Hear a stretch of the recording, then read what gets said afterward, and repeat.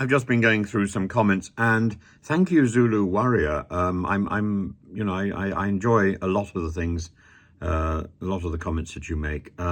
You've said here on the about Graham Smith being rebuked by Lee Anderson. You said Lee Anderson is no thug. He's an ex-miner, not a pen-pushing essay type like you, Tim. Well, I'm pleased you recognise I'm an essay type. There's a I'm very grateful to YouTube for promoting my how to write a good essay piece. But we have to be really careful about this. Being a miner does not make you a thug at all. Lee Anderson is behaving in a way that is unparliamentary and is not particularly civilized. I find his behavior, his approach, somehow he thinks he has a license to be thuggish and to be cloddish, and I don't think he does. Dennis Skinner is another ex-miner who talked tough but was actually an absolute gentleman and very funny. I don't see Lee Anderson in the same type, although you've noticed there's a parallel between the two. I'd point out three people who are ex-miners, who carved out a very different career for themselves. Windsor Davis, who you remember from It Ain't Half Hot Mum, and from singing the Laurel and Hardy song. I can't remember what it. Anyway, it will come back to you at some point. It'll come back to me at some point. Charles Bronson, another, the American actor. But perhaps most interesting is a fellow called Vladislav Titov.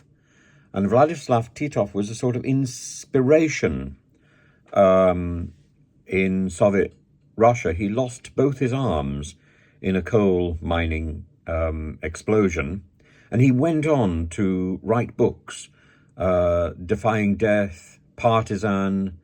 Just two I can think of. There are other books that he wrote, but he was one of the authors that was put out across schools for school children to read, and, as I say, deeply inspiring, far from thuggish. And then you can think of those people who have come from mining families, like Richard Burton, the actor, or D.H. Lawrence, of course, famously. So I don't take your line. I know Mrs. Thatcher probably would, that being a miner means you are a thug. I don't believe it. I don't believe that's the case at all. Some of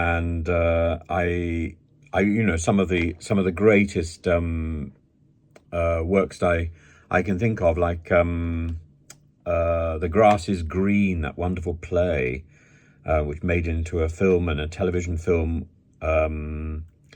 and spectacular play. If you don't know it, find it, about a boy from a mining family who goes to Oxford and is helped by his teacher, a local teacher in a small local village school. So much of our history, and certainly our economic history, in the last 200 years, is dependent on the incredibly brave and specialized and hard work done by miners. And to dismiss miners as thugs is, I think, unfair.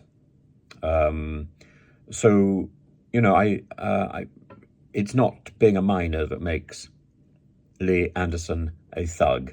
It's not being a conservative that makes Lee Anderson a thug. He chose to behave as a thug, and he can choose not to.